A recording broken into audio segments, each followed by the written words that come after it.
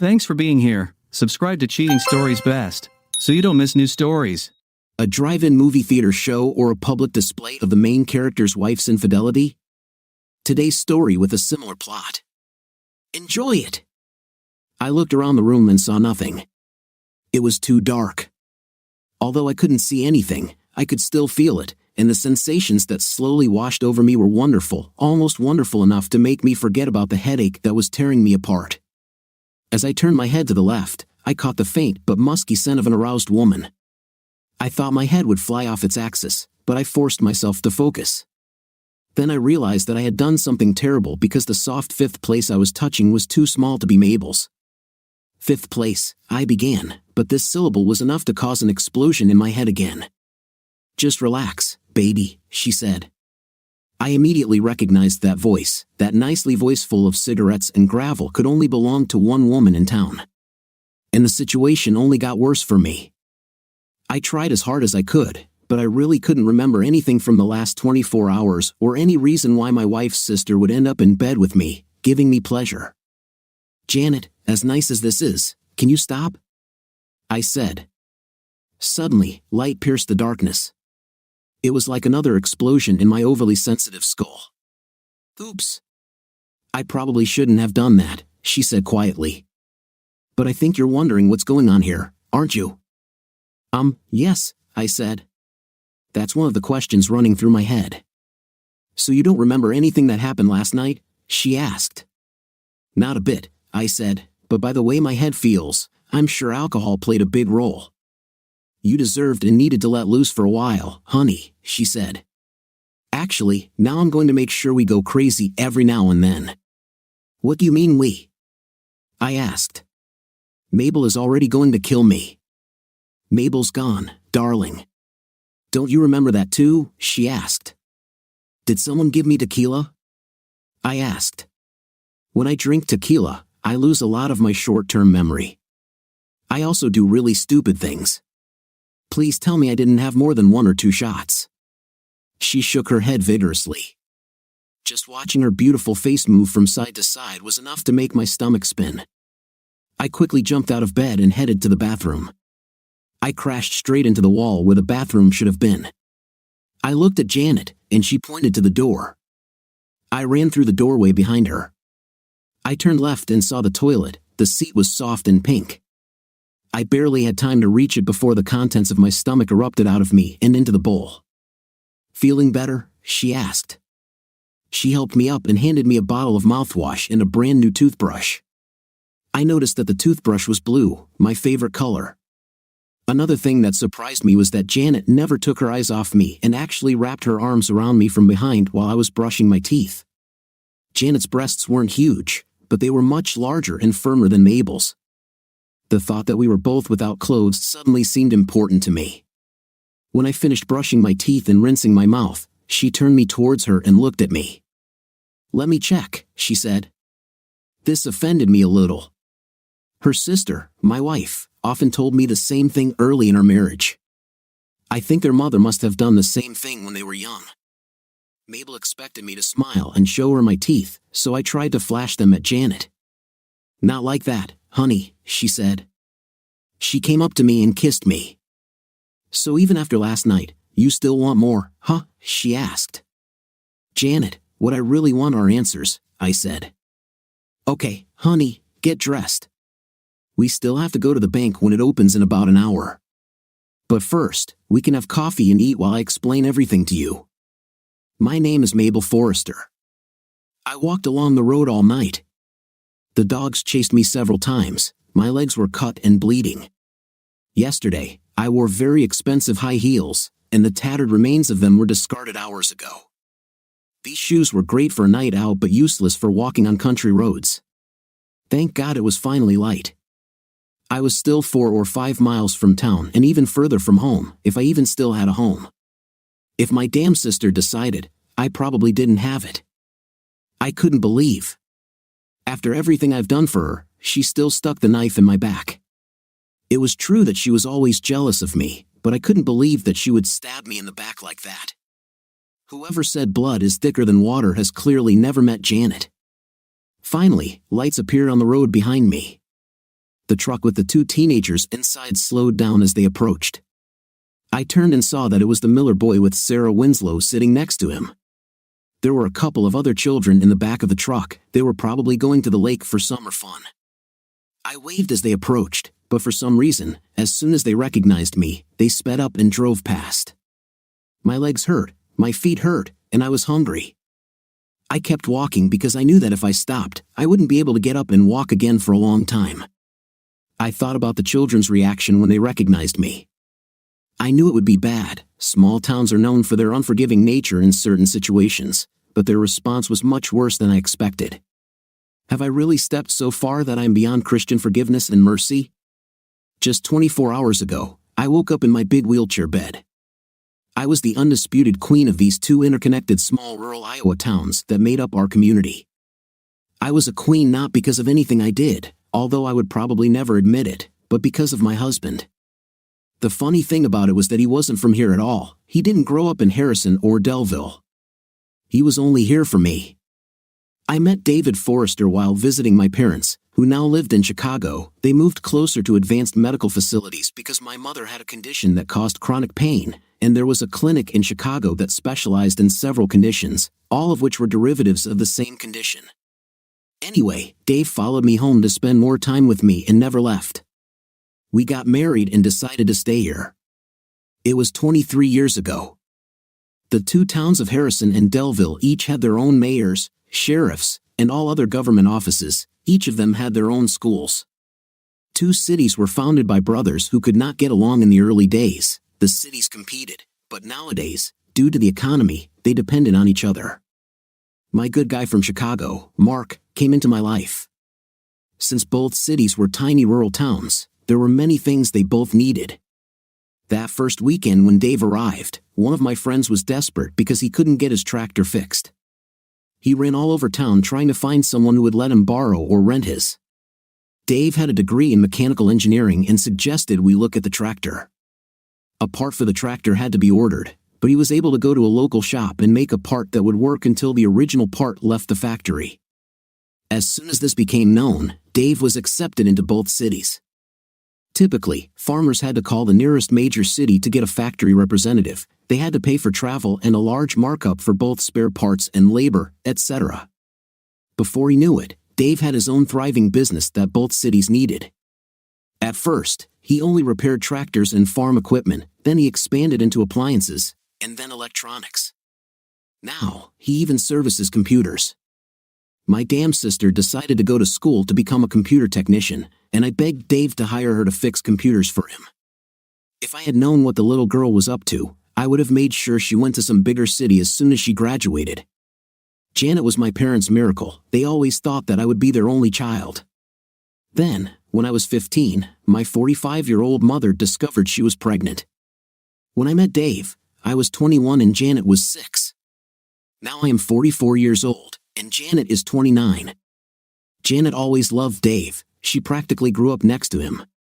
For years, I knew she had what I thought was a high school crush on him, but I guess I never saw it for what it really was. In recent years, my love for Dave has become complacent. It wasn't that I didn't love him anymore, he just didn't excite me anymore. Over the years, Dave became as comfortable as an old pair of shoes. His hair was shaggy like the local farm boys, and he also had a small belly. We were doing well financially, but you couldn't tell from the way Dave lived. Sure, I drove a Mercedes E-Class, but Dave had a rusting 7-year-old 2005 Mustang. The body panels were not rusty, but the springs, shock absorbers, and most of the car's mechanical components were rusty. I think this car was a lot like my husband, proud, powerful, and in need of an upgrade. I think I've become more important over time. As Dave and his business became bigger and more important, so did I. Soon, I began to wear only designer clothes and drove my Mercedes everywhere. Somehow, over time, Mark and I seemed to switch personalities. I became a big city woman, and Dave, originally from Chicago, became a small town boy. The community got tired of my big city antics and just fell in love with Dave. When it all came to a head, anyway, Dave was just like them. He provided loans to farmers who could not get them anywhere else. He also deferred payments for equipment repairs until after harvest because he knew that was when they could most afford to pay them. Another thing he did that really upset me was with schools. The Unified School District decided to purchase several computers for laboratories at each school. The total number of computers in the entire district was only about 50 machines, but still quite a large number. The county had to get quotes from 3 companies to maintain and upgrade the machines. 2 companies, of course, were out-of-town sellers. They both came up with annual figures that were far more than the cities could afford. It was decided to hold a town meeting to discuss the tax and raise money for computer maintenance. I was as shocked as everyone else when Dave stood up at the meeting and told the attendees, which included the mayors and city councils of both cities, that he would do it for free. He also did upgrades for just the cost of the software. I couldn't believe he threw away that amount of money, but it was Dave. He believed that we had enough money to live very comfortably, and that was enough. Of course, this only made me even more important in the city and ultimately led me to where I am today. I don't remember exactly when I first thought I was tired of Dave or missed him, but it actually happened. I started dressing even better and spending more and more time away from home. I also started flirting more openly. At first, the guys in town flirted with me, but after a while, they stopped. They just looked at me strangely. I told myself that it was because they were from a small town and therefore close-minded, but during the walk after yesterday's embarrassment, I realized that I was wrong. And of course, there's Jeffrey Rosberg, attorney. He flew into the city like a breath of fresh air. He also has an E-Class. I just found out last night that the car is not actually his. It belonged to his wife, whom he wisely forgot to tell me about. In fact, most of what Jeffrey told me in the 4 months we had intim was not true. Either way, Jeff responded to my flirting and took it to the next level. He always complimented me and told me how beautiful I was. The funny thing about this was that essentially Jeff was supposed to date Janet. After all, he went out with her on a couple of dates when he first arrived in town, and then she didn't want to deal with him anymore. She just laughed every time his name was mentioned. I think in this case, my little sister was smarter than me. It's a pity that no one told me why she left him. Maybe then I wouldn't be walking along this lonely rural road now. Looks like it was like Dave again. Ever since she met him, my sister always compared every guy she met to my husband, and I think in her eyes, most of them were not up to his level. I needed to get into town to find someone to take me home. As a last resort, I needed to withdraw money from one of our accounts so I could return home. David Forrester, are you dressed yet? Despite how bad I felt, hearing Janet yell at me felt right. Come here if you want coffee, Janet. Please stop screaming, I said as I walked into her immaculate kitchen. Janet stood in front of the coffee maker as without clothes as the day she was born. She turned around and kissed me again. No, I want you to remember me like this, she smiled, then kissed me again. Why do you keep doing this? I asked her. Because I don't know how this is going to end, she said, and just in case things don't work out the way they should, I'll know that I put everything I could into it. She just smiled at me. What's the last thing you remember before you woke up this morning? She asked. Think carefully. We sat down at her kitchen table, and she grabbed my hand. I got a call early last night asking me to come out and look at the big Gaussian projectors they use at the drive-in theater, I said. They were having trouble getting the video feed from those little wireless cameras they used to appear on the screen. It turned out it wasn't a hardware problem but a software problem, so I started working on it. I didn't have much time since they wanted to use wireless cameras between films in a double showing. Now everything was coming back. She saw that I was beginning to remember something and squeezed my hand. I needed to test the system, so I sent a couple of their guys to film some stuff. You know, funny stuff like couples kissing in cars. They showed that on the big screen between movies.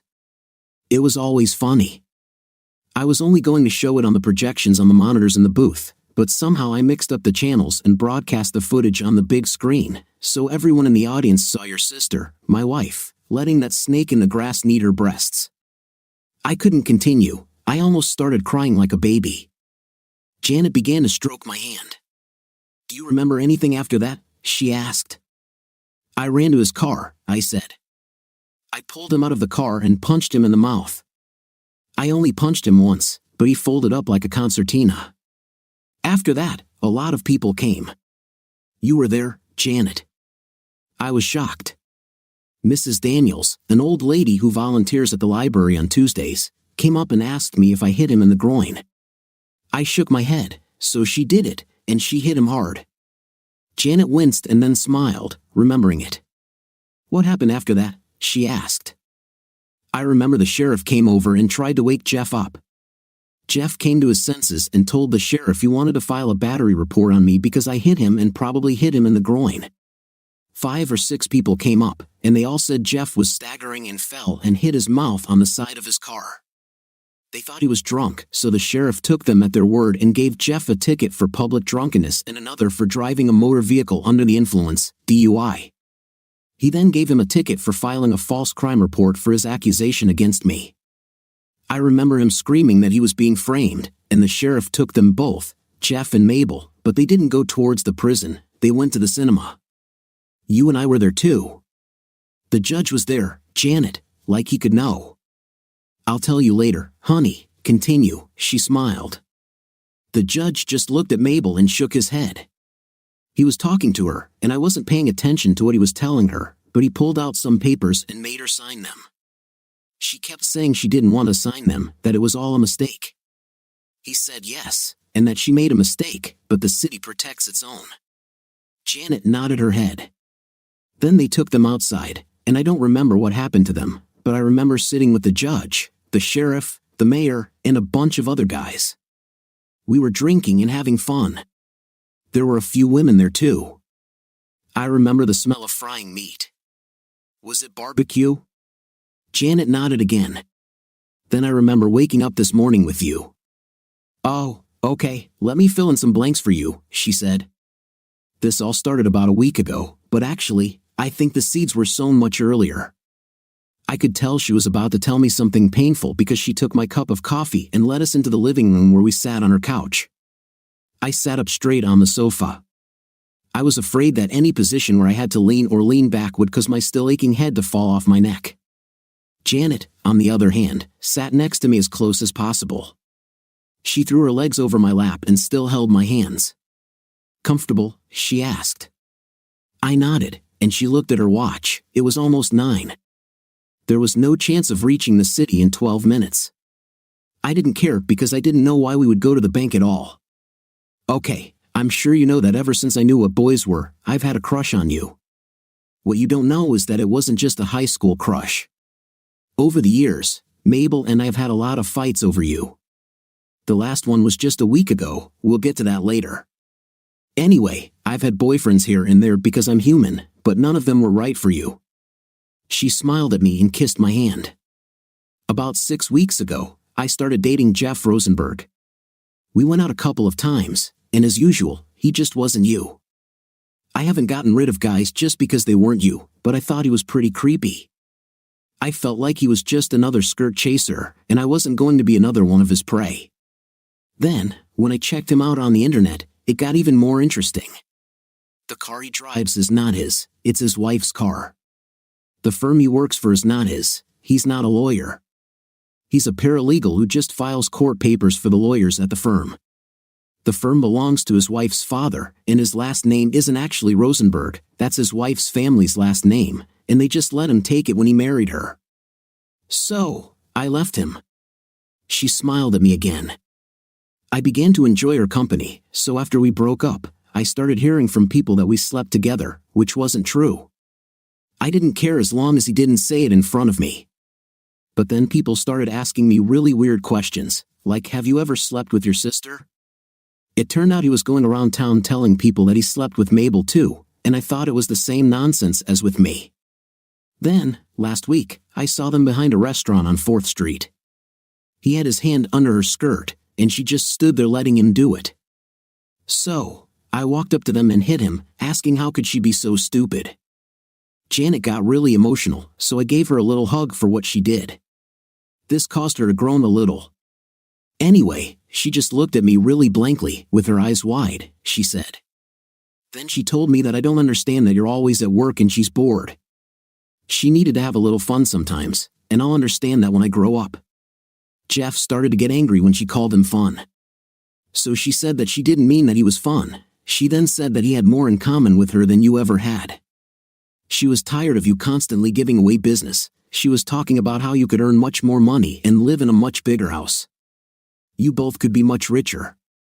Janet stood up and went to the phone. She pointed her finger at me, as if to say, wait, we'll finish this in a minute.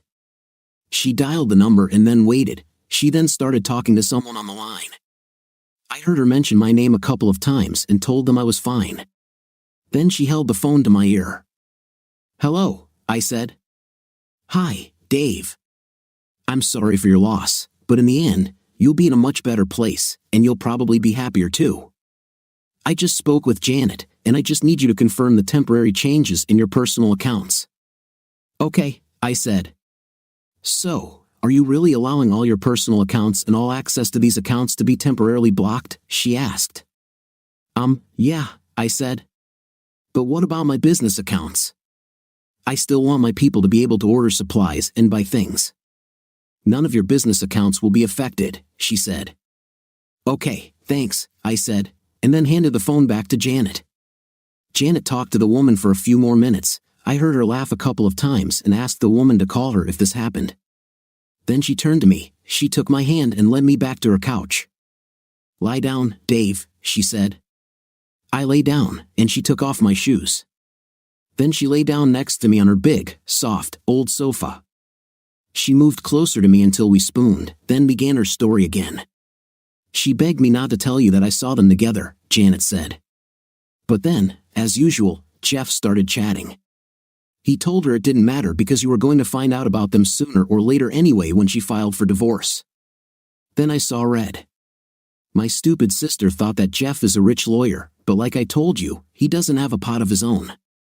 He just saw this as a chance to hook up with an even dumber woman and force you to provide for them both after the divorce. I was shocked by what I just heard from Janet, but I loved her. I know you loved her, honey, but you can and must forget her. I'm convinced of that, she said. Anyway, I went to the judge and told him everything I knew. We drew up the divorce papers at that time. The problem was that we needed a reason to get her to sign them. All the divorce laws in this country are written like that to protect a woman's interests in the event of a divorce, even when she is a lying, cheating, heartbreaking person like my sister. So we thought about it and decided that the best way would be to offer what we thought was a fair settlement, either a lump sum or monthly payments, and get her to sign it. We needed some leverage to get her to sign them. Believe it or not, the incident at the drive-in movie theater was an accident. We didn't plan it, but there were several people in town who knew what was going on between Mabel and Jeff and were there to take photographs and gather evidence for us. Our plan was to call Mabel one day, confront her with all the evidence of her cheating on you, and force her to sign the papers. Then we would make her write you a goodbye letter and leave town. After she left, I would help you forget about her. Either way, after seeing her on a giant screen in front of half of both cities pleasuring someone else's boyfriend, we have an even stronger case. The judge and sheriff took Jeff to jail last night. His wife and her family posted bail for him in the morning and dragged him home. According to Bonnie from the bank, he will soon be divorced and stripped of everything. They released Mabel outside the drive-in theater, but since Jeff's car was impounded, she had to try to walk home, but it's almost 30 miles. Let him get what he deserves, I said. Janet chuckled. Anyway, honey, you were in shock seeing the woman you love 20 feet above the ground on that giant screen in front of the entire city. It would probably do that to anyone. The judge decided the best thing for you was to take you out, get drunk. That's what they did. The sheriff remembered how his brother got over his divorce hangover by being with another woman in some cheap bar. I couldn't let that happen, so as soon as you got drunk, I took matters into my own hands. I looked at Janet, then wondered why she did all this. I don't usually drink much, I said. In college, I realized I had a low tolerance for alcohol. If I drink tequila, it's really bad. Darling, she said, you must have been in bad shape back then because not only did you finish the whole bottle, you ate a damn worm. I didn't know what to say to this, so I just looked away. Then I brought you home, she said. I brought you to my house because I feel comfortable here and it was closer. Do you remember the rest? She looked at me, raising one eyebrow and smiling widely. No, I said. Did I act like a fool when I was drunk? You know, did I try to have a night with you? She asked mockingly. I nodded nervously. She snuggled even closer to me. No, you didn't try, she began, and I felt relieved. I stripped you without clothes as soon as we walked in the door, and we had an intim 3 times last night. The first time was right on the floor. She pointed to a spot by the door. For the second one, we went to my bedroom. It was really nice. You told me you loved me then, and you said that if you weren't already married, you would have married me. Then we fell asleep. I woke up around 3 o'clock in the morning and went to the bathroom. I felt really good when I went back to bed and snuggled up to you. It started again. I was beyond shame. I'm sorry, Janet, I told her. It must have been at least as bad for you as it was for me. I really don't know what to say or do right now. I just feel numb. I can't believe Mabel could cheat on me. I think I have no idea, and to be honest, it's not my fault. I kind of let myself go. I guess I'm just like that rusty old Mustang out there. You can look at me and say that I once was someone, but now I'm just a joke. I tried to sit up and move away from her, but she just pressed herself closer to me. Janet, I'm sane now, I told her. I just wish you didn't have to be the sacrificial sheep that put up with me last night. Dave, are you out of your mind? She barked, standing up and looking at me. Oh, sometimes you make me so mad, she said. Why the hell do you think I'm here? She asked. Do you know why you woke up here and not in some cheap brothel? I shook my head dumbly. You're all confused about everything and you feel like an object of pity. You just don't see things because one stupid woman who doesn't see things right herself tried to throw mud at you. Janet was clearly angry. David, do I look like I can't handle one drunk man? She exclaimed. Besides, you're not a violent drunk and you're not aggressive at all. Everything that happened to you last night was because people care about you. The sheriff and the judge love you. All the people in these 2 small towns love you. We couldn't do it without you. Your business serves both cities and most of the time you charge much less than anyone else.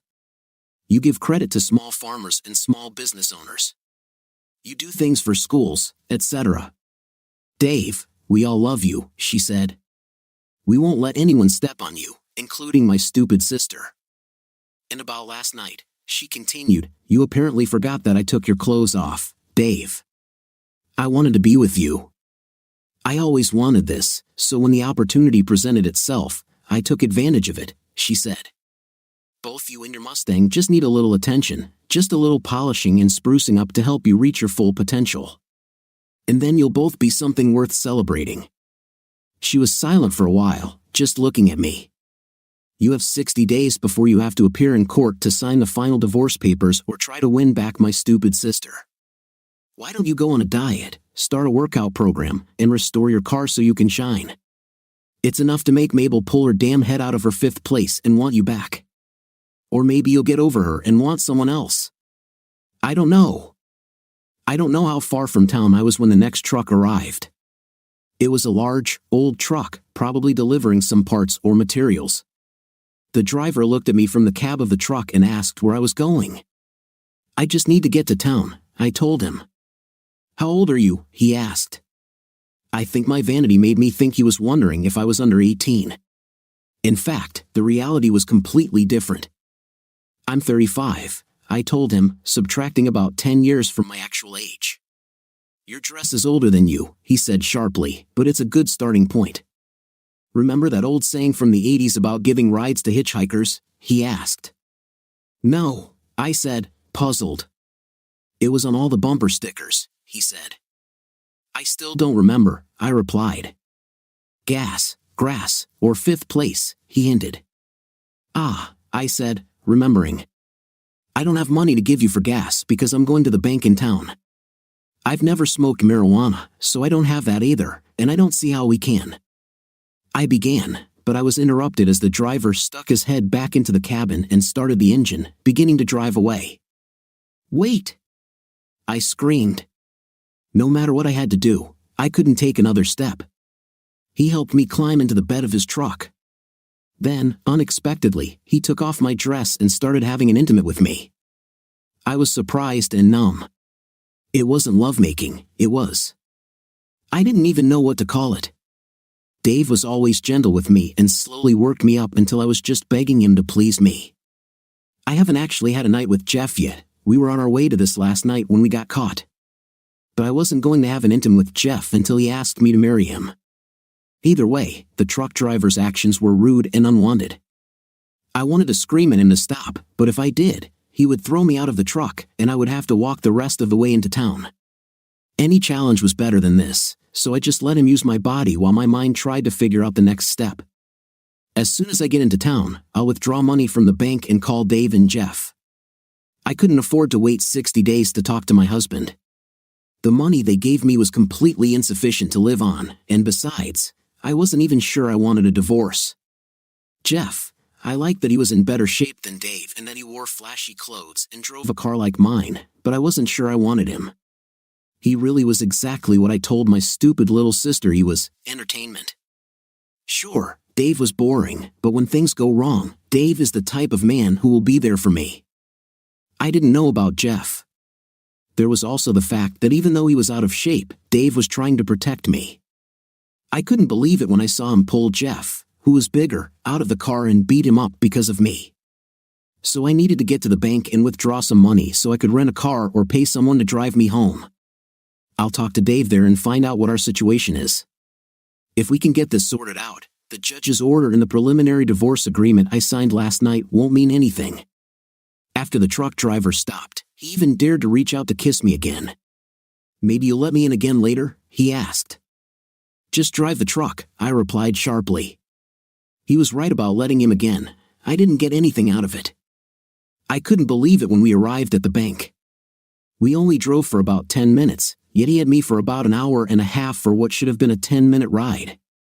I got off the truck and showed him the fact as I sat down on the bench in front of the bank. I was so tired that I fell asleep almost instantly. Even my select comfort bed at home didn't feel as comfortable as the barewood bench. I woke up a couple of times before the bank opened. The first time was when I heard a rooster at dawn. I knew there were still a few hours before the bank opened at 9 in the morning. I walked up to the diner and asked the waitress if I could have breakfast, promising to come back and pay for it later when the bank opened. She looked at me as if I were an insect crawling out from under a stone.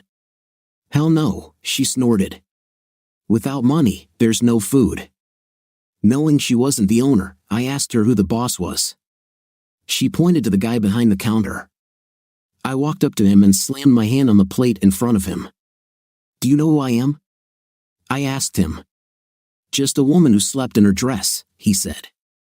Do you know my name? I shouted at him. Everyone in the diner looked at us.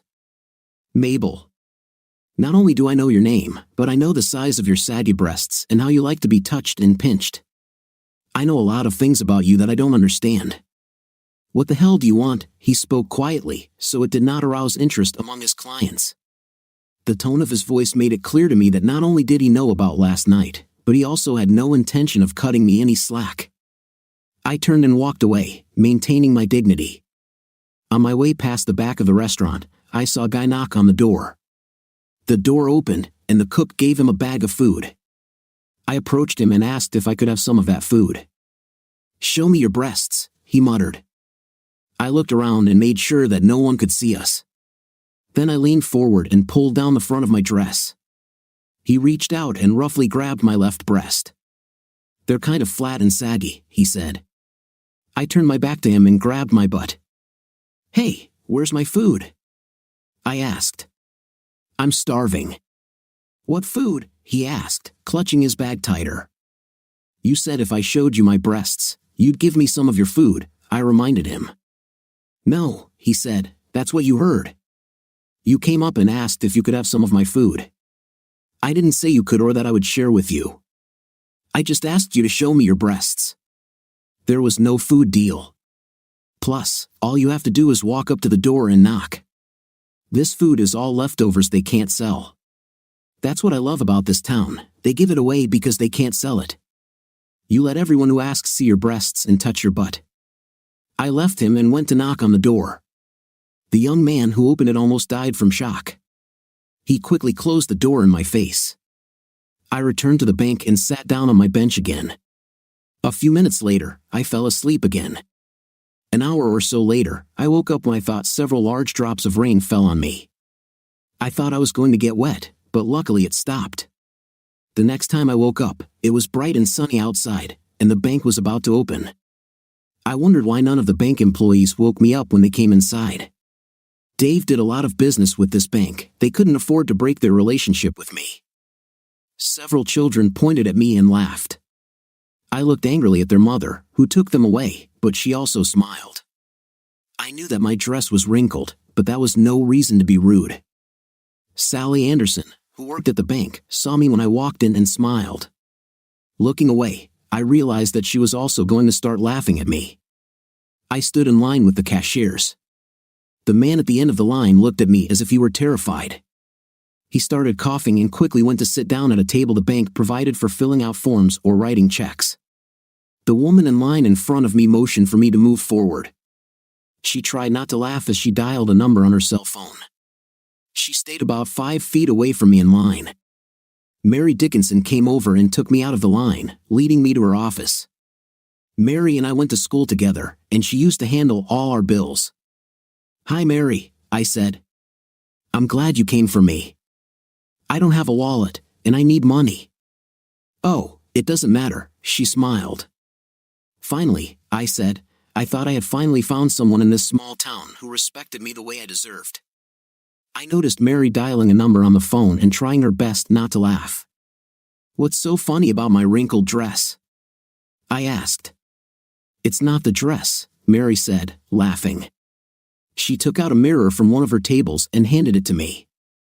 I looked at myself. My makeup was terrible. My eyeliner ran down my face, giving me the appearance of a raccoon. My expensive lip gloss was smeared vulgarly all over my face, probably when the truck driver kissed me while he made love to me.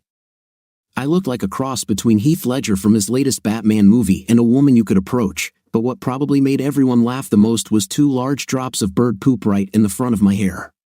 What I took for raindrops was a message from the pigeons that they didn't approve of me either. "So you said it doesn't matter that I don't have my wallet or ID," I said with as much dignity as I could muster. "I think $200 will be enough," I said. "When I said it doesn't matter," Mary began, "what I meant was that it doesn't matter whether you have a wallet or not because I can't give you money." "What the hell do you mean, you country?" I exclaimed. I jumped to my feet and leaned towards her, breathing heavily. If only she knew what I had to go through. Mary remained calm and professional. "Mabel, even though you think you belong to the high society of the big city and have fancy clothes and a car, you are just as country as I am. We went to school together, played together, and grew up together in the same small town. So get off your high horse and let me explain what's going on." I sat back down and she waited a few moments, then started talking again. "The accounts you have access to have been temporarily frozen," she said. "I don't understand," I snapped. "This has never happened before. Why is my money frozen? Do you know how much money I have in this damn bank?" "Yes, I know," she said sweetly. "Not 1 damn cent. All the money in each of these accounts, including the credit cards you don't have on you right now, belongs to your husband or, if the information from last night is correct, soon-to-be ex-husband." "I don't understand what's going on here," I snapped, "but Dave and I are still married and we will be until the final verdict is signed. I'll get myself a great lawyer and in 60 days, no papers will be signed. Dave and I will be together again, and all you rednecks will have a lot of time to eat crow covered in." Mary started laughing. "What's so funny?" I barked. "You should have taken out the last R, then we would have eaten you," she laughed.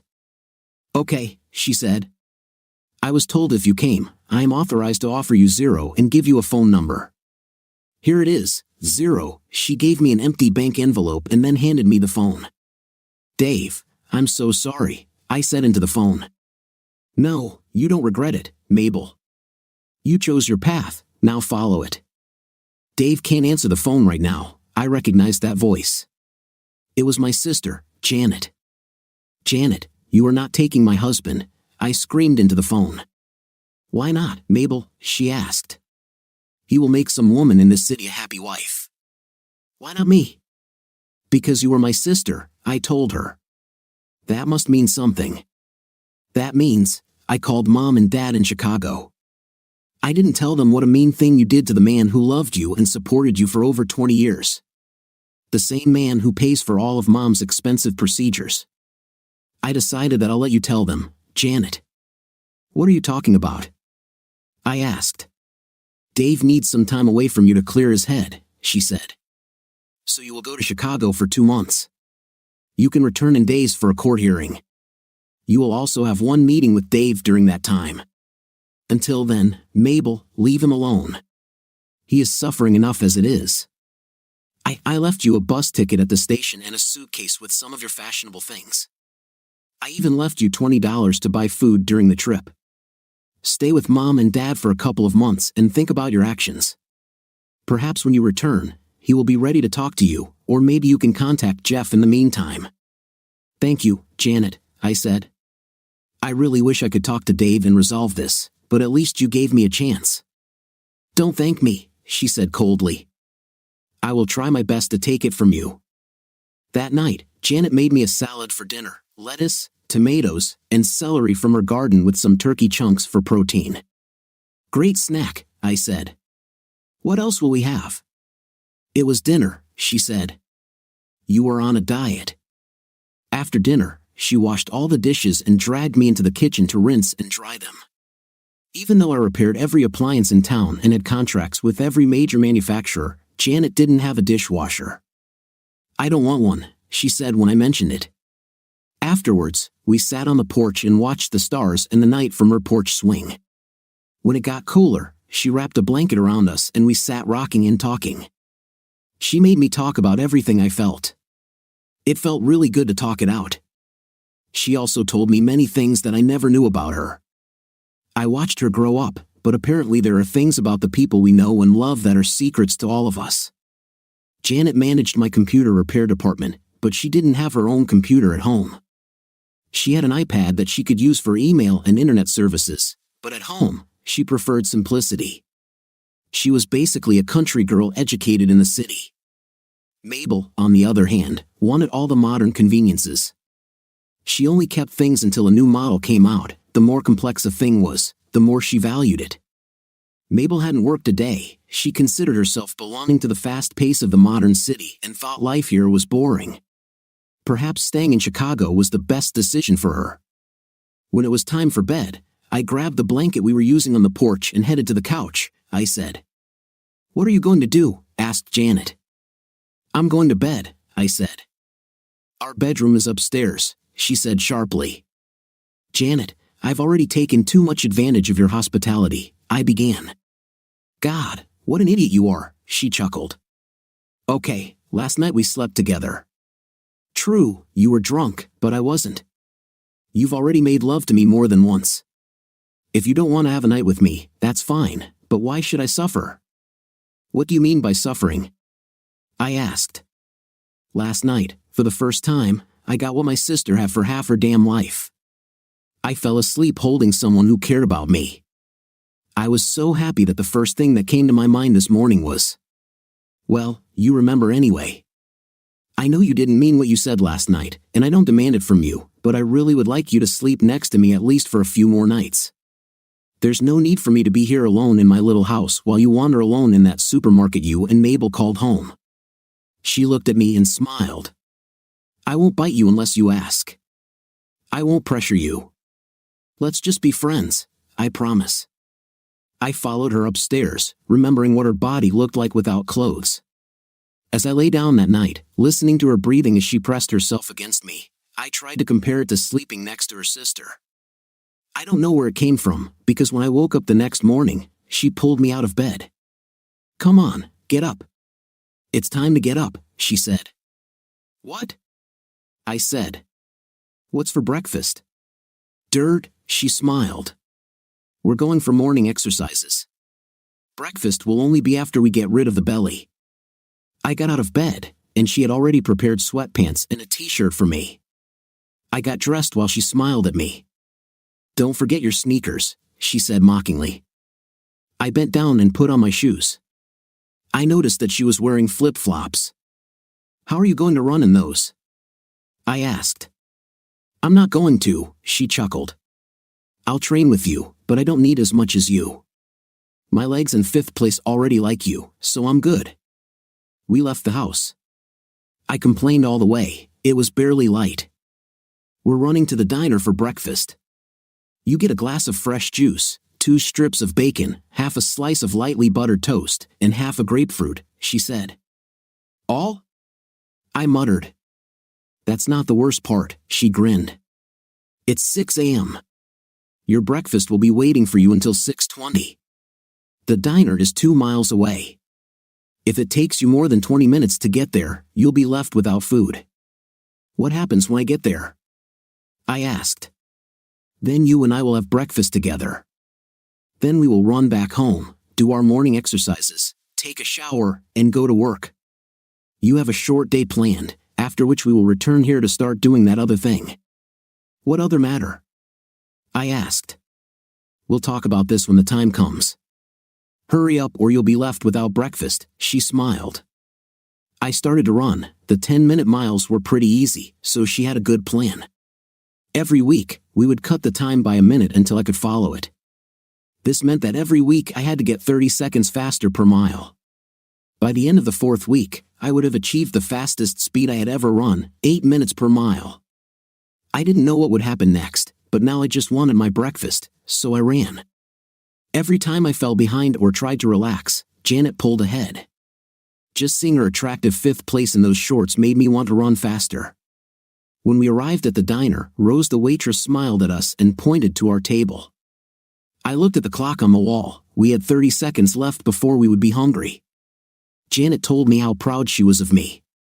She kicked off her flip-flops under the table and ran her bare feet up and down my sweaty legs. She seemed to enjoy touching me every chance she got. It was so different from Mabel and the way she only touched me when we had a night. I noticed how all the men in the diner were looking at Janet in her gym clothes. The strange thing about all of this was that when Mabel got dressed, she did it so that people would notice her. She had to walk around and make sure that everyone saw her. Then she had to point out to me that people were looking at her. Somehow, Janet made it clear to me that only my opinion was important to her. We returned home much more slowly. When we arrived and I was about to collapse, she looked at me and said, "Oh no, cowboy, we're not done yet. Squats and push-ups, we need to get our upper body in shape too." Janet's concept of squats was strange. I lay down on the floor and bent my knees. She sat on top of my legs, holding them for leverage. Every time I got up, she kissed me. The first time I only did 10, then I fell. "Come on, one more," she said affectionately. "I'll make it worthwhile." I looked at her. "I can't, Janet," I said. "Come on," she said, "you'll like it." I began to pull myself up, tensing my stomach all the way. I was about to give up until I looked at Janet and noticed that she had taken off her shirt. My eyes widened, and I stretched myself all the way, only to ask her why she did it when I was almost at the top. She grabbed me and pulled me the rest of the way.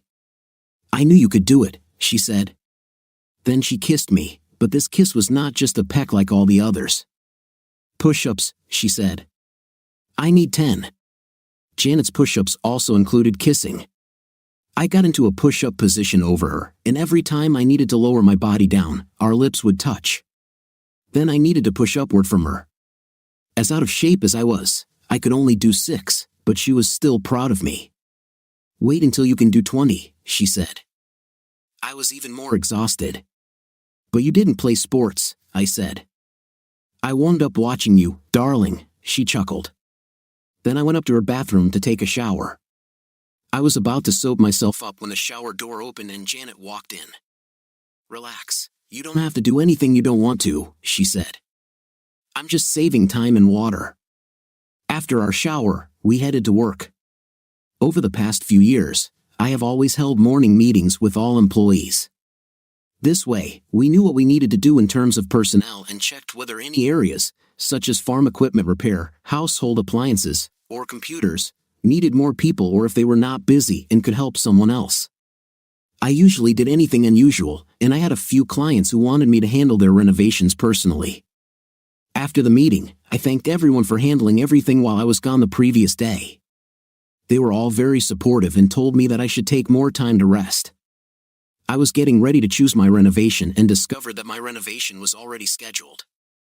My work was in the workshop downstairs. I went down there, and before I could turn on the light, the door slammed loudly, and I was pushed roughly against the wall. When I got off the bus in Chicago, I was furious. Janet had a damn good sense of humor. None of the clothes she put in the suitcase matched. In the bus station restroom, I opened my suitcase and tried to change into another outfit to replace my mint dress. I found a few pairs of casual pants that would be perfect for riding the bus. Unfortunately, she didn't include any tops that would go with them. The few tops she put in were great but meant to be worn with skirts or under other clothes. Another problem was that she hadn't packed any stockings, just socks, none of which matched each other. The same went for shoes. She gave me 6 shoes, 4 of which were unmatched, and the last 2 were ridiculously high stiletto heels and very unstable. They were perfect for a cocktail party or a theater premiere, but for any event where walking was required, they were terrible. So I ended up wearing loud yellow pants that were too tight and an orange and purple striped shirt. I wore them without stockings or socks and in shoes that, in this context, made me look like an approachable girl. My bus was leaving soon, so all I could do was quickly try to remove the bird poop from my hair. This meant I didn't have time to do my makeup, and believe it or not, Janet somehow forgot to send the makeup with me, so I looked like a circus clown turned approachable girl with smudged Joker makeup and dried bird droppings in my hair. As I boarded the bus, and guess what? It still didn't give me any privacy. As soon as the bus started moving, the old man stood up, walked 3 seats, and sat down next to me.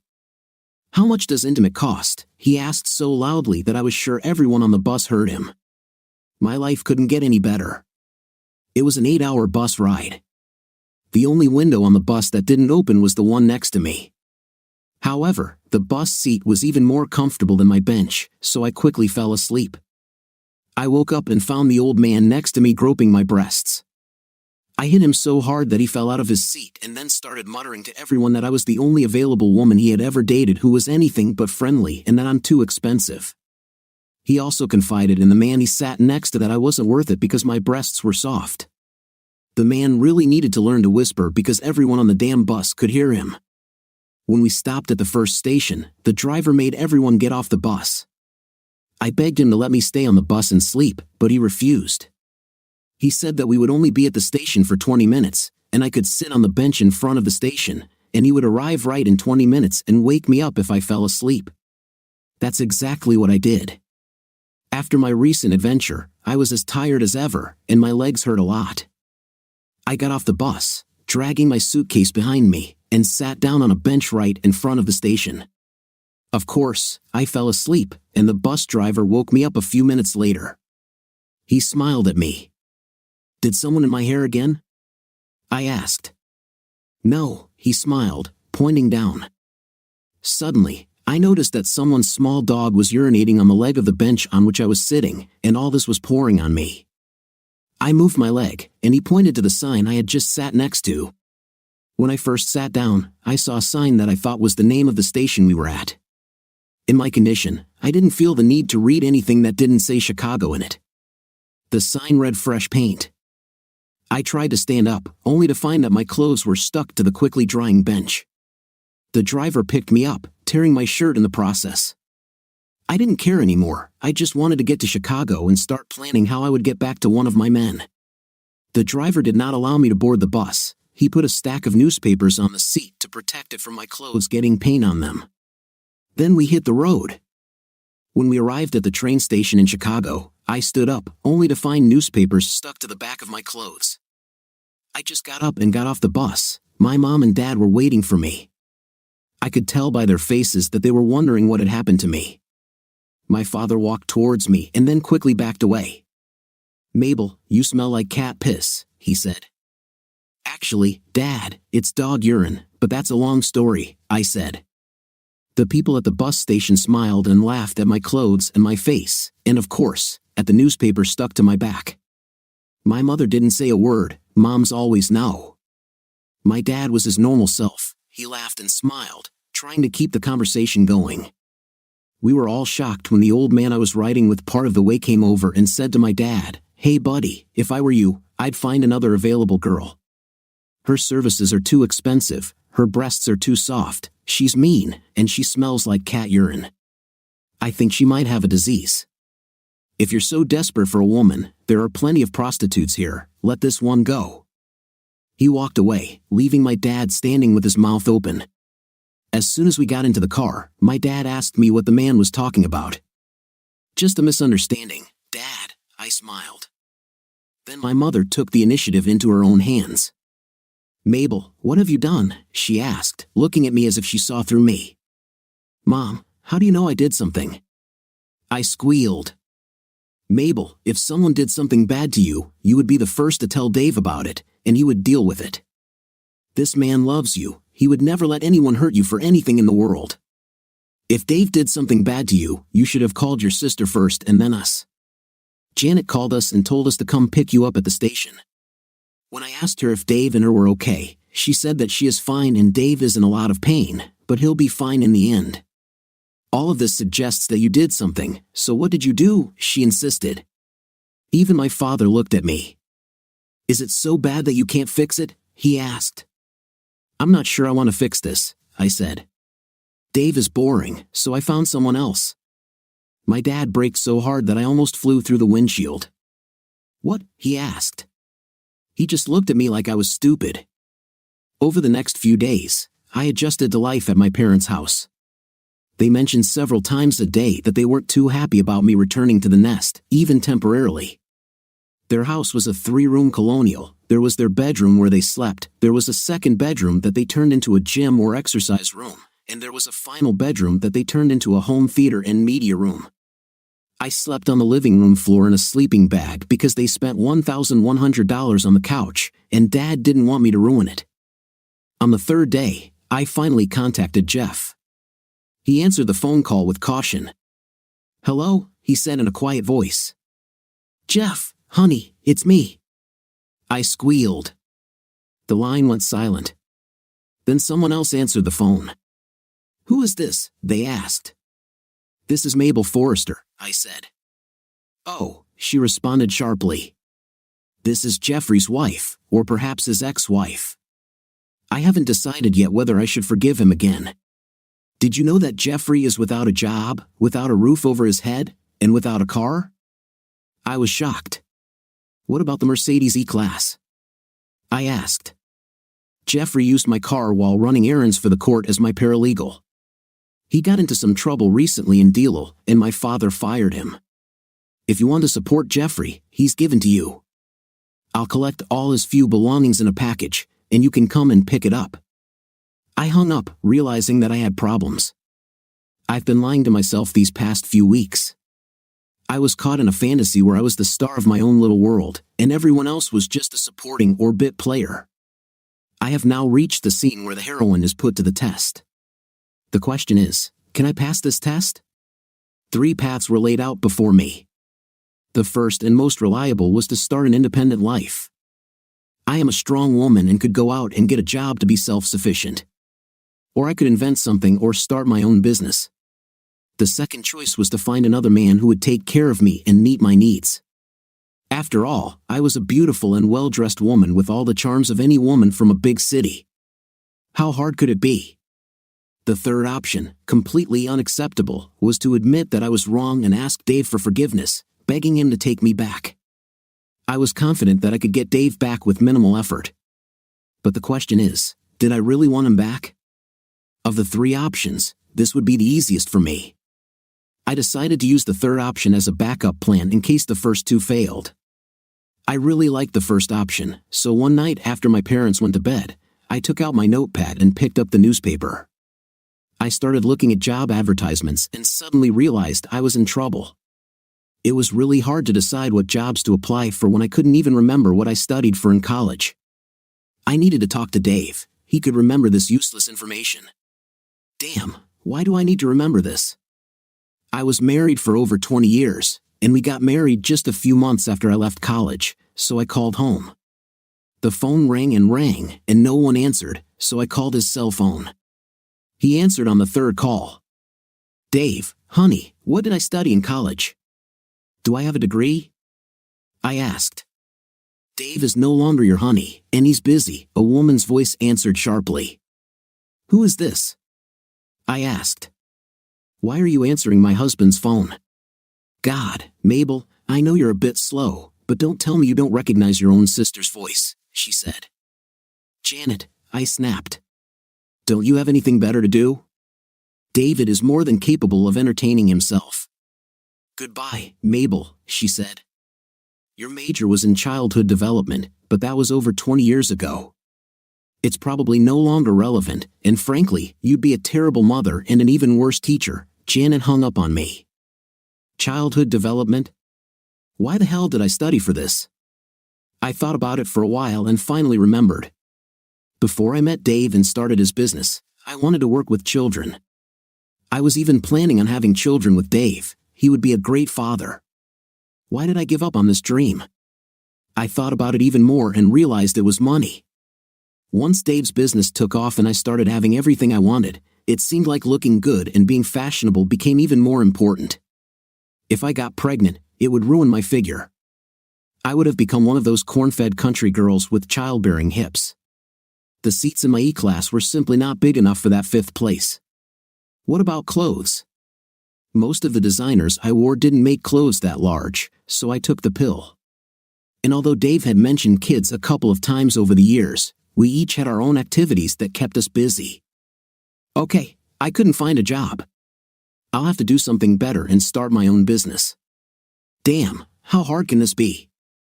Dave did it, and if he hadn't been such a good-natured man, we might have become mega rich. All I had to do was figure out what type of business I wanted to start, and then the sky was the limit. So I thought long and hard about what I'm good at and what I enjoy doing.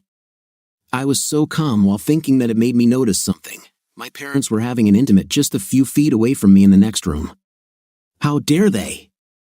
They seemed to be having fun, although they tried to be quiet. Just the thought of my mother spreading her thick legs for my father was enough to shut me up.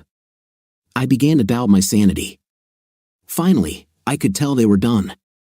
God bless. Then I imagined them lying together in the dark, holding each other, just as Dave and I had done. When did we give up on this? It used to make me feel so good and so loved.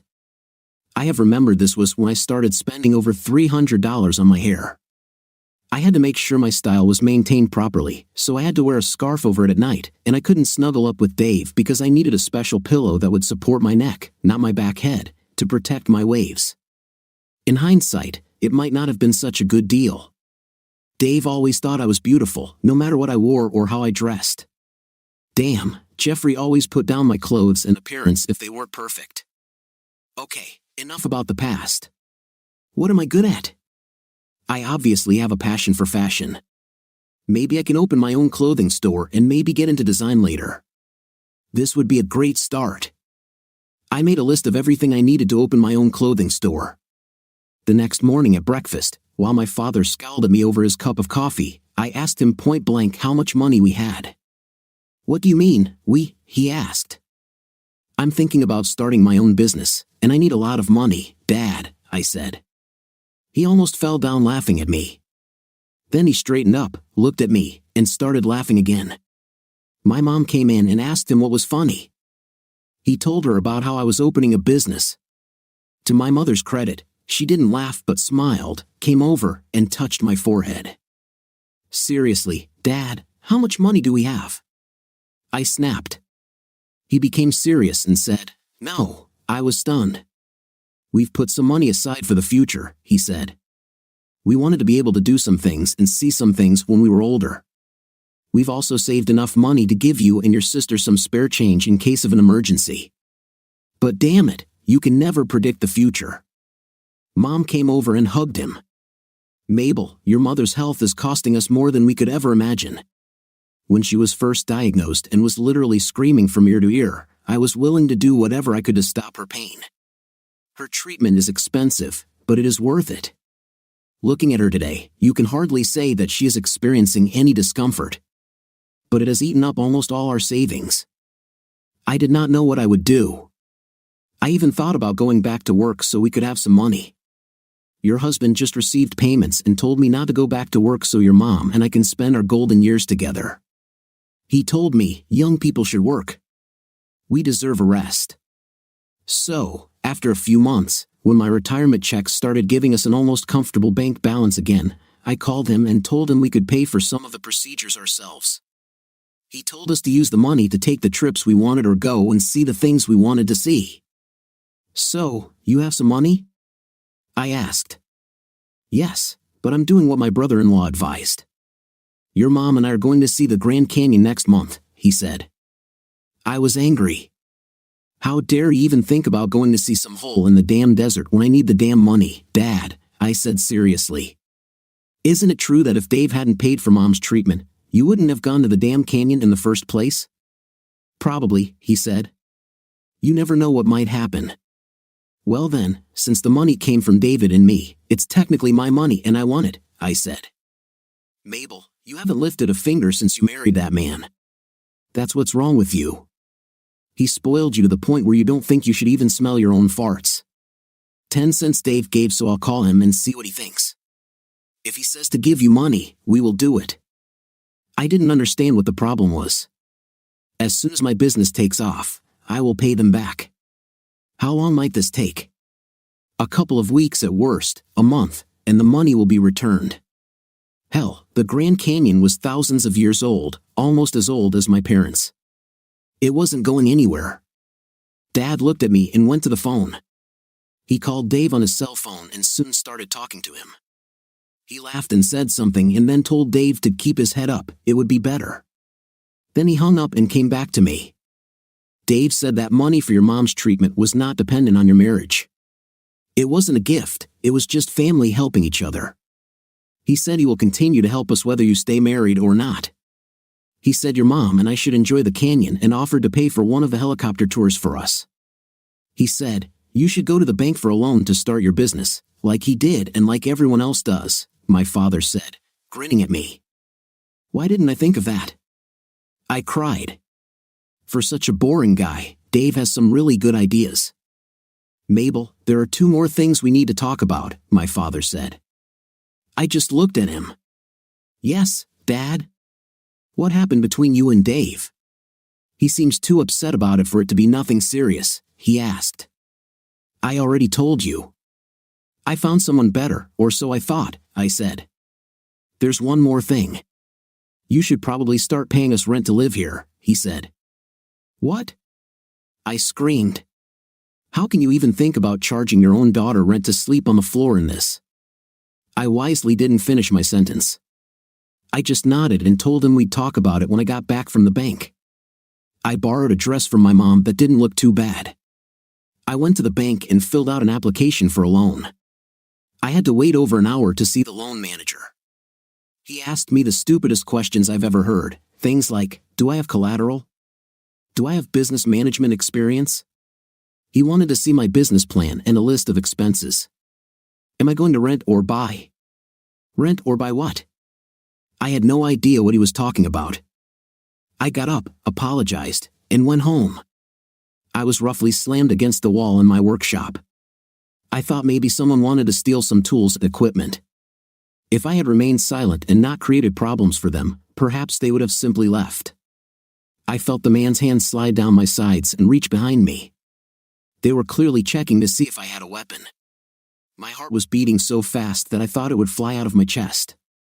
I couldn't remember being so scared for a long time. The attacker reached in front of me and began to unzip my pants. I reached for the light switch on the wall and looked at Janet's smiling face. You scared the crap out of me.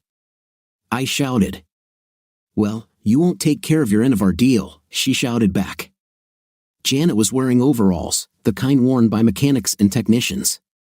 She pulled her long hair into a ponytail and wore a backwards baseball cap. She also wore safety glasses, but the zipper of the jumpsuit stopped at her waist, and I could see 2 bare breasts threatening to burst out at any moment. What do you mean I don't care about my goal? I asked. Last night, you slept in bed with a healthy without clothes woman who clearly wanted to cuddle with you, and you didn't do a damn thing, she said. You said we didn't have to do anything, I said, reminding her. Well, I lied, she said. Did you enjoy sleeping in my bed last night? I nodded my head. I really did. It was like when Mabel and I were younger, only better. There's nothing better than snuggling with a warm body while you sleep, especially when that body moves and takes the shape of yours. You feel so loved. I think most people miss this more than night when a marriage ends. Over the past few years since Mabel became too fashionable for me, I've missed it. Say something stupid, Janet said. Yes, I liked it, I said. I really felt special and just looked after. The word you're trying to avoid is love, she snapped. I felt the same way. The problem is that at night when you run your hands all over my body, it causes a reaction. As you can see, she said, turning around and spanking herself very well. She turned to face me, a healthy young woman. She squeezed her breasts as if she wanted me to come and inspect them. So, if you're going to keep sleeping with me, it's not free. It will cost you money, she said. I'll write you a check, I muttered. No nonsense, no money, she said. I want some of this. Anyway, you're almost ready to burst. It probably won't be a problem. She took my hand, and we walked over to the computer. She scanned several photos of my car. We looked at the car from different angles and changed parts in it. We changed the wheels and tires, added a dark back panel, completely replaced the brake system, and changed the color. Then we started arguing. The argument started when she asked me if I wanted to install a supercharger or try something unusual like a turbo. American muscle cars rarely use turbos, even nitrous oxide injection systems were more common. In the end, we just decided to do the engine modifications as an afterthought. We found that we work well together. We both fell in love with the Chrome Helos wheels at the same time. Janet wanted 20-inch wheels. I reminded her that these wheels were not lightweight, so the extra 2 inches in diameter would slow the car down. We ordered wheels with Hankook racing tires. We then found and ordered drilled and slotted brake rotors and pure white brake calipers to match the paint color we chose. We ordered chrome top and bottom grills and got on with the job. Then we approached the car and began to disassemble it. After removing the wheels, we realized that we would also have to redo the suspension. We spent a total of 4 hours on the car, and then Janet suggested we stop. We returned to her house, and she suggested that I change clothes. The funny thing was that even though we were both supposed to sleep in her room, she put all, or almost all, of my things in the closet in the guest room. It seems that women can share anything with a man except their closet. We showered together, of course, to wash off the oil and dirt from the car, and then Janet headed to her room. I quickly changed into casual pants and a shirt. I was sitting on the bed in the room, testing its springiness, when Janet entered. I was fascinated. First of all, she changed her clothes in just a few minutes. Mabel usually spent 2 hours getting ready to go to the store. And secondly, as good as she looked, Janet was beautiful. I always knew she was beautiful, but perhaps because she was 15 years younger than Mabel, I always perceived her as a child.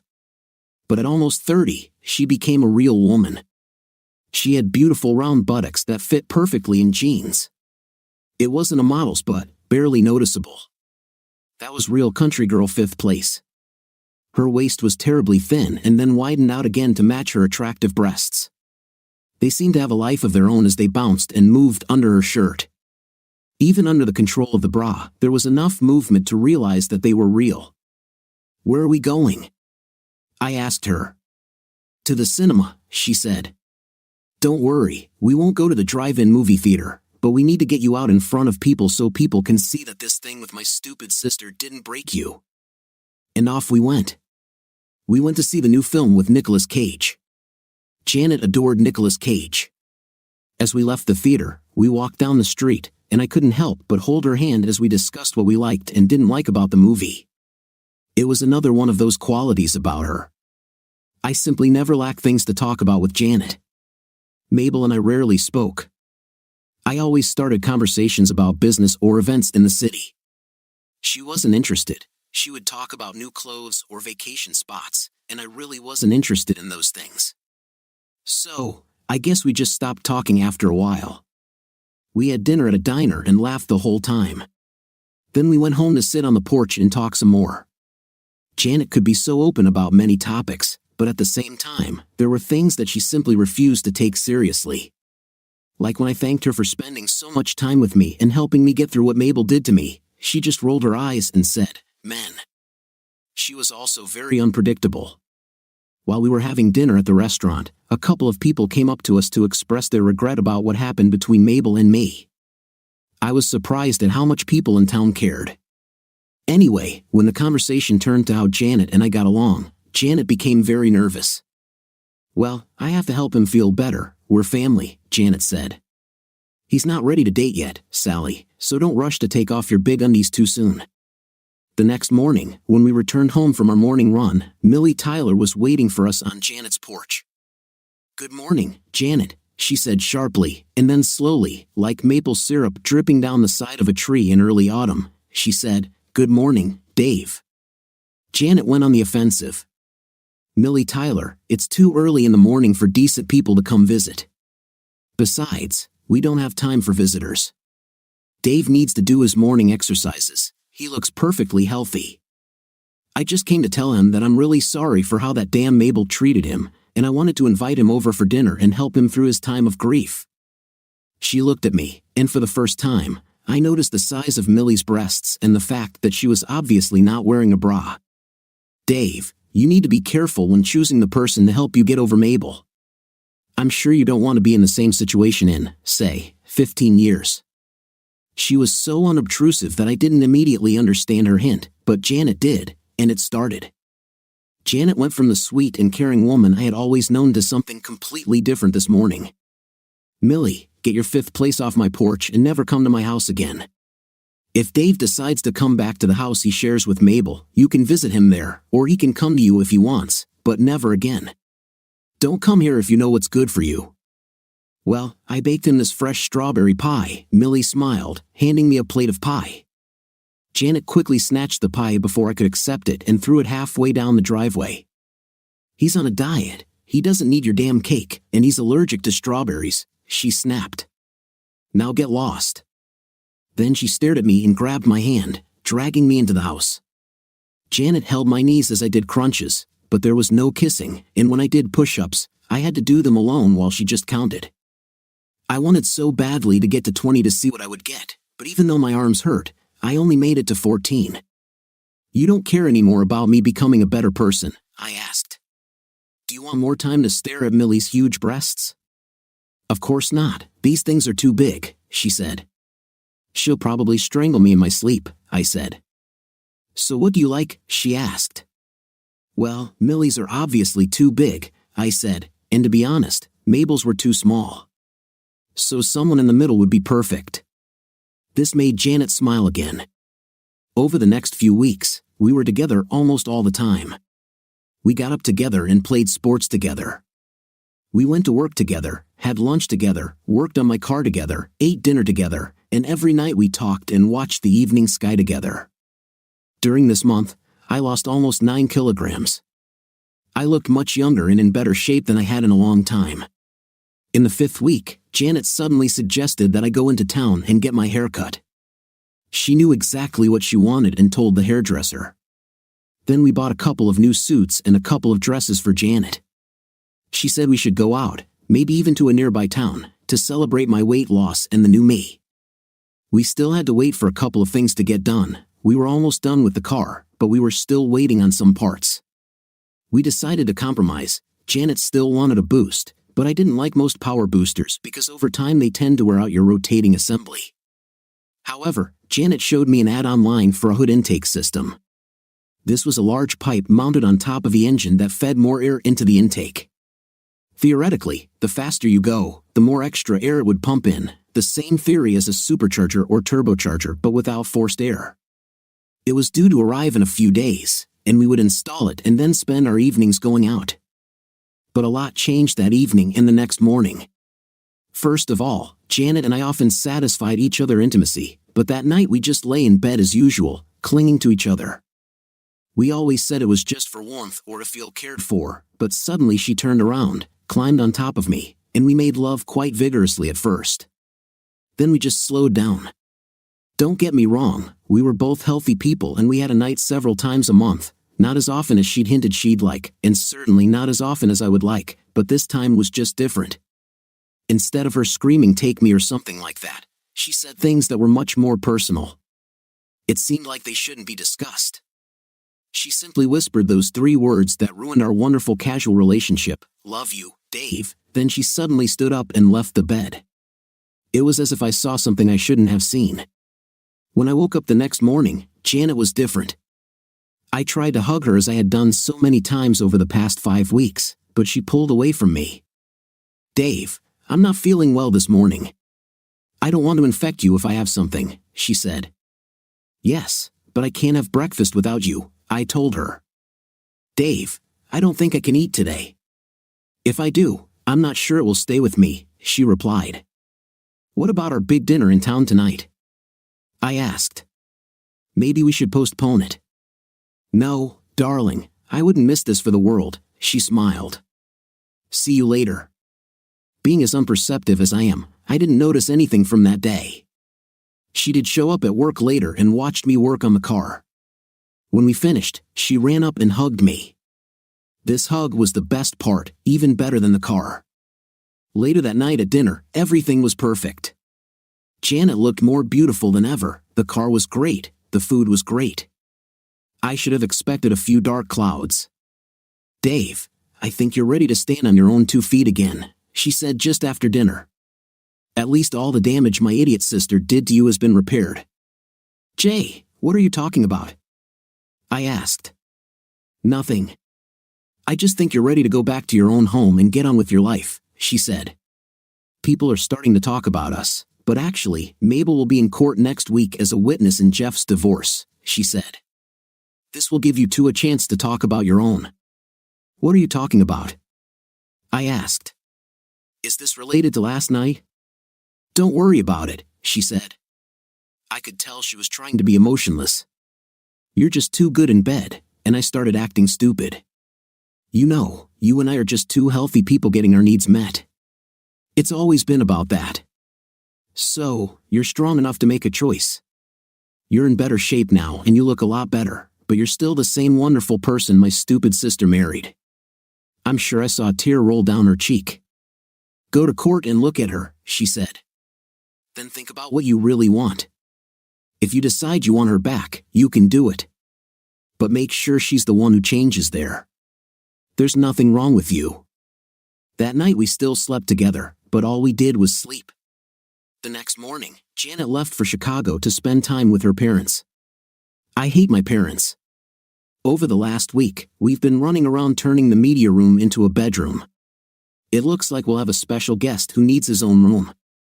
I'm sleeping on the living room floor like a damn puppy, and their special guest will have the room. I've even stopped trying to move to the couch in the middle of the night because if my dad catches me on the couch during his nightly trips to the bathroom, he gets mad.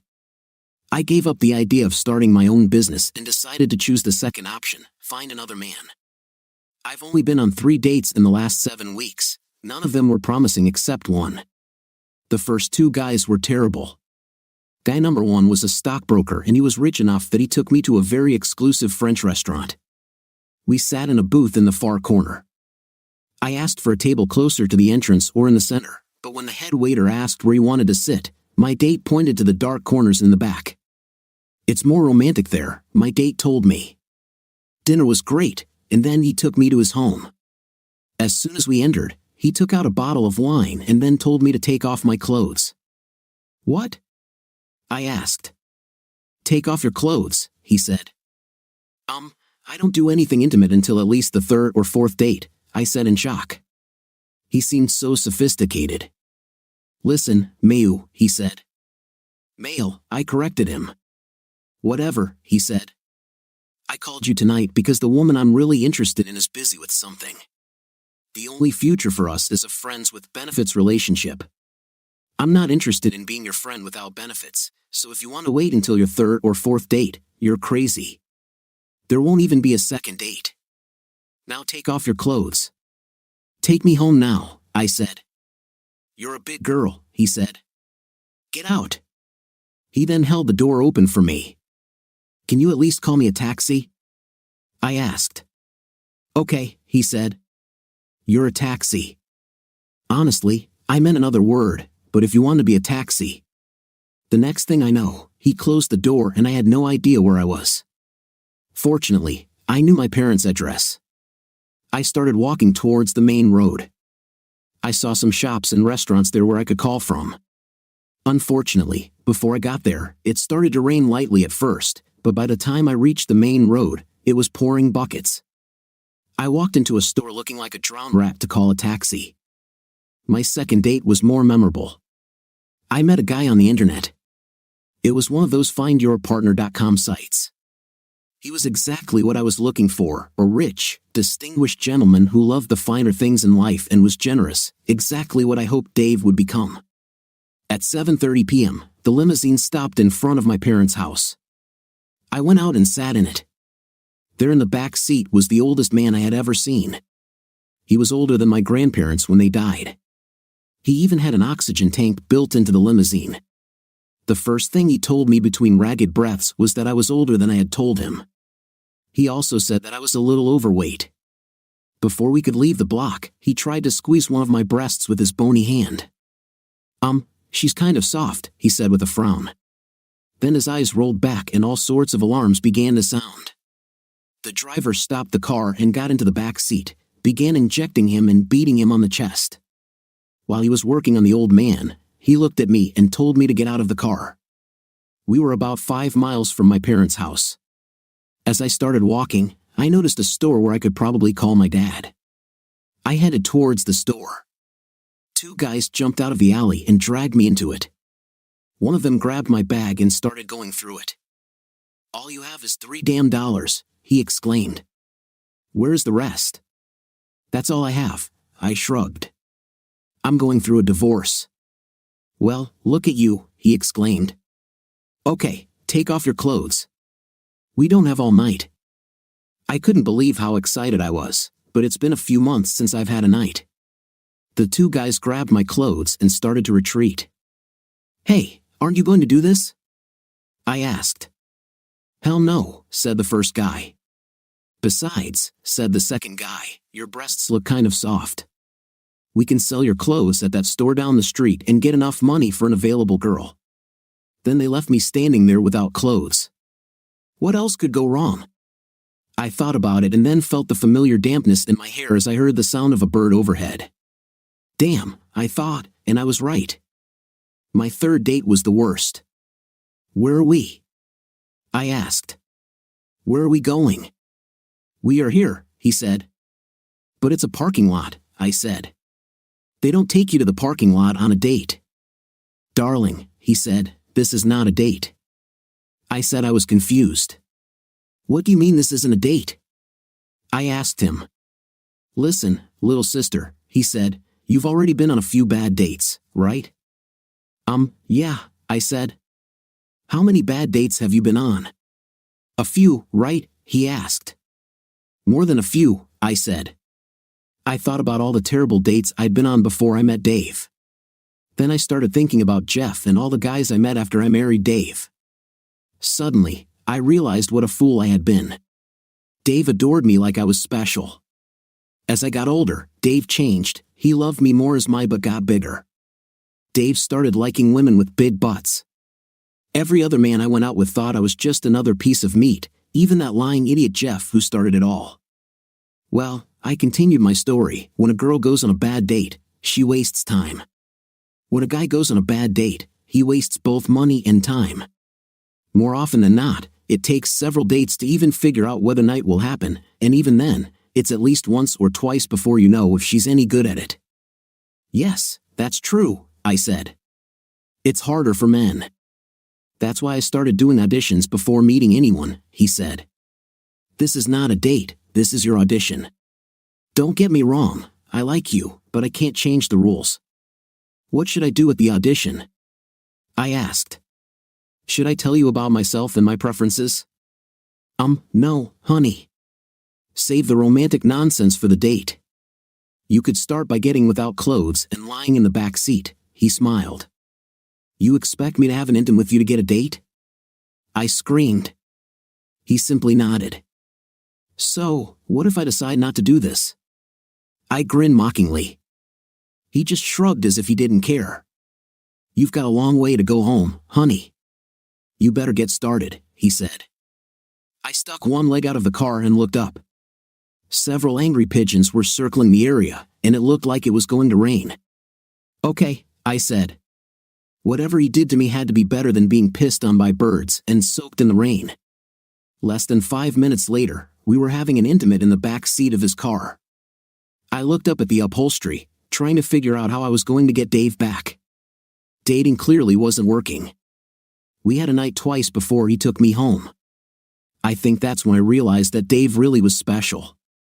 He seemed to be the only man who knew how to make love. Every other man I'd slept with was only out for his own pleasure. They all used me. Dave really loved me, and I really messed it up. As soon as my ride stopped at my parents' house, I got out of the car as quickly as possible.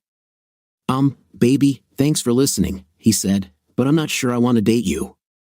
You're like a piece of wood in bed." I was ready to explode with laughter until I noticed my mom, dad, and sister standing on the porch with their mouths wide open in surprise. "You're an easy girl," exclaimed Janet. She returned to the house.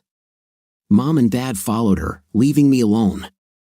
"Mabel, what the hell is wrong with you?" asked my dad. "Why does Janet have her own room?" I asked. "Janet is not married," my dad answered sharply. "She doesn't have a husband to go back to, and she's going through an emotional period right now. Dad, next week, if I don't play my cards right, I won't have a husband to go back to either," I cried.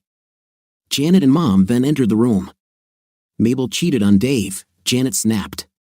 "She got caught, and the whole town knew what was going on, so we all came together to help." "How was she caught?" asked my father.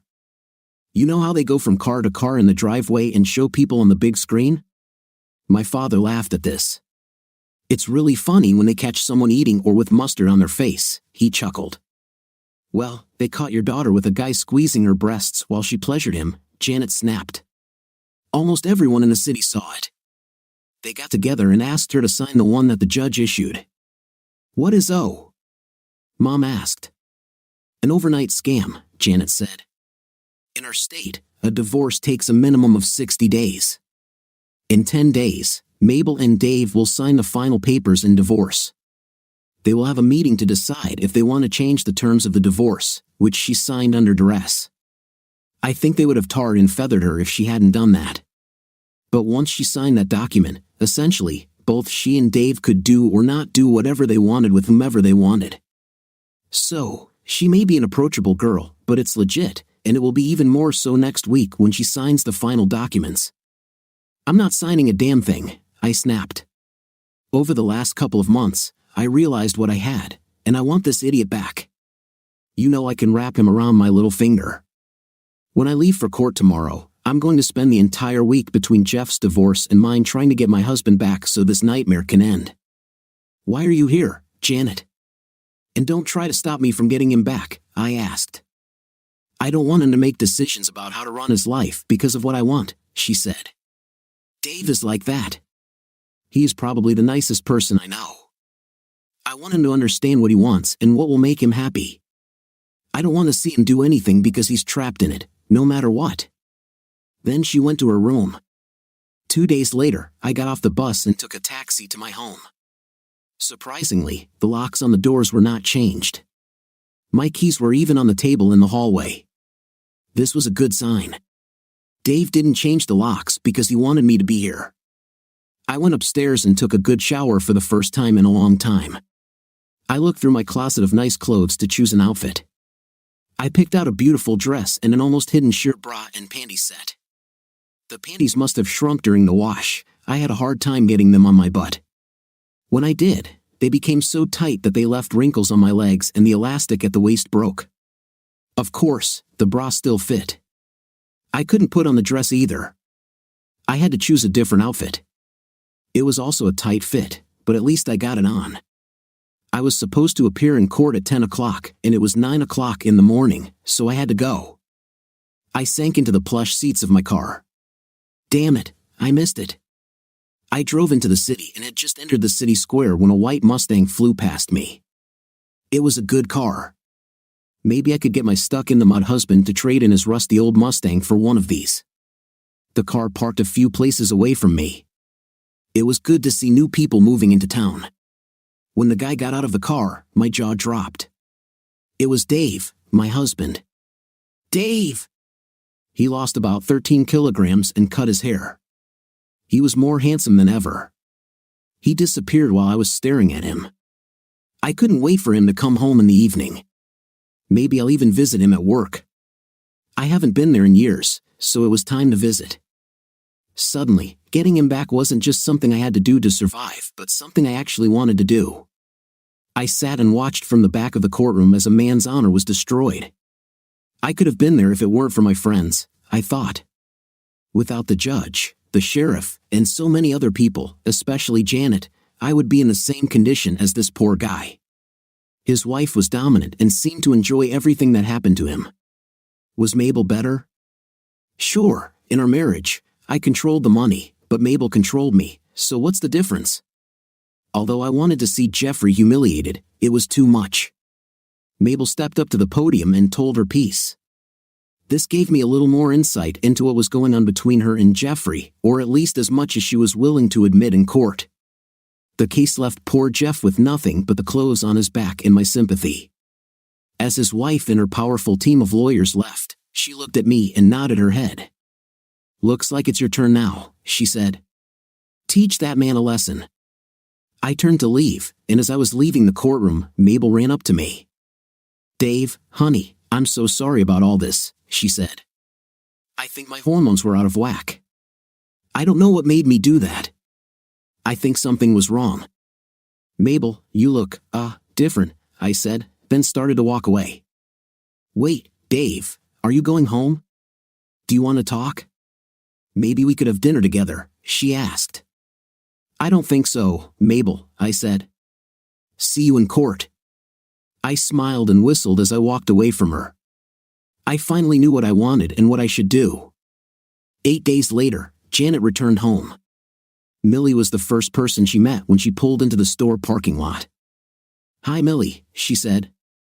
Sorry about that thing a few weeks ago. Don't worry about it, Millie said. We were both chasing the same guy. It happens. Have you heard the news about your sister? Asked Millie. Janet shook her head. She and her husband decided to sell that huge house and move away. They drove around in that fancy car for a week, giving orders and buying things. They can't wait to get out of here. I guess it shows they can make some money, said Millie. After everything he's been through, the divorce and everything, you'd think he'd have a little more backbone. Well, once you get it, you always get it, I guess. Janet's heart and stomach sank. She really believed or hoped that Dave would be stronger, but she would have to continue living her life. She had no other choice. She drove up to her house and saw a white Mustang in her driveway. Dave was always generous. Perhaps he left her the car as a token of their time together. If only he knew how much this time meant to her. When she accidentally revealed her true feelings, she knew she had to leave him. Then, the next morning, while talking about time, she discovered another reason to let him go. She tried to open the door and was having difficulty doing so when suddenly the door opened, and she found herself in an embrace, being squeezed mercilessly. Welcome home, Dave said. What are you doing here? She asked sharply. Shouldn't you be with my idiot sister? Why should I be with her, Janet? I love you, he said. We're divorced. I gave her the house and some money and told her to sell the house and get more money and leave. If she doesn't sell the house within 6 months, she'll only get $50,000, and we'll tear down the building and turn it into a sports complex for children from both cities. Where will you live? She asked. With you, he said. I hope so, but I can sleep in the guest room if you want.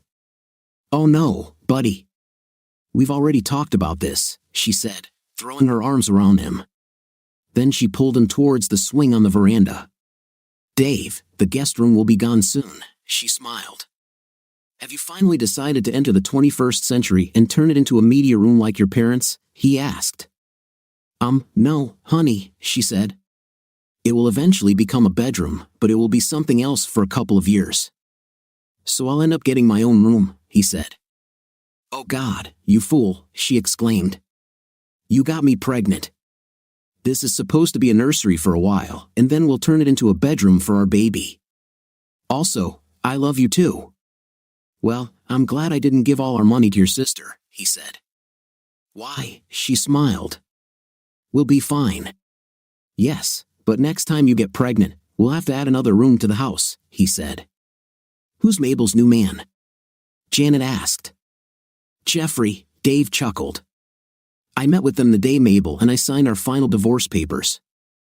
I offered them $1 million and a house to split since Janet was only going to receive a few thousand in a very short period, and Jeffrey was essentially homeless and without money.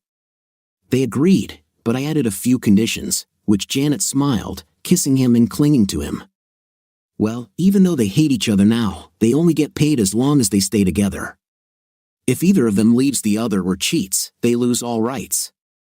The funny thing is that Mabel has gained at least 22 kilos, and Jeffrey is no longer interested in her, if he ever was. He blames her for ruining his marriage and career, and she saw how spineless and pathetic he is, and she blames him for the failure of our marriage. So she hates him with a passion. However, there are only two things they hate more than each other." "What two things?" Janet asked. "To work and have no money," Dave said, grinning. "They'll kill each other," Janet said, stretching her long legs over his and placing his hands on her barely rounded belly. "Don't get too cozy just yet," I told her. "We still have things to do." "Such as?" she asked. "Well," I said. "When this all started, I was a happily married man. Now I'm happy again but not married." Janet looked at me with tears in her eyes. "You mean," she said, "you want that?" "Yes," I said. "I need Millie's phone number," I said. Janet threw me onto the floor of the veranda and looked at me with an evil glint in her eyes. I felt the area near my thigh.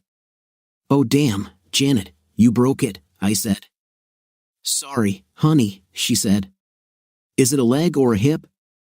"I'm not that old," I snapped. "You broke the box with your wedding ring." She rolled me over and started searching my pocket until something else came up. I could tell she noticed.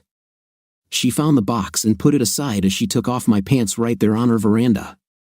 "Would you like to look at the ring first?" I asked. "Don't get me wrong," she said. "The ring is important, but it's not like I'm going to say no. I've wanted this most of my life. But as important as the ring is, that's more important." She then picked up the box and ring and headed to her car. "Janet, where are you going?"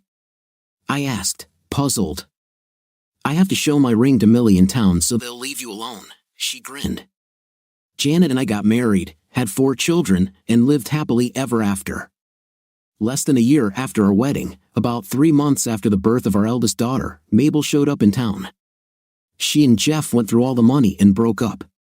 Jeffrey ended up in jail for bad checks. He and his cellmate Bubba are said to be quite happy together. Mabel needed a job. We had a problem because she didn't have the skills, but family has to help family, and since she was Janet's sister, we hired her as a delivery driver for minimum wage. She lives in a small apartment we built above the garage. Sometimes we pay her more to watch the kids while Janet and I go out and have fun. We decided that the child development degree she had should be used for something. Sometimes Janet and I catch her longing glances, and we just smile and wave. I know there are those who think she got off too easily after everything she put me through, and you may be right. But on the other hand, they say that the best revenge is a life well lived. I'm extremely happy. I love Janet, our children, and my life much more than I ever loved Mabel. Janet is thrilled that she finally got me, and Mabel must look at us every day and think about what she lost and what could have been. What do you think of our story today? In my opinion, this story was one of the biggest and most interesting stories I've ever read. It's definitely at the top of my list of coolest stories. What is your impression of the story? Write in the comments. Until new videos.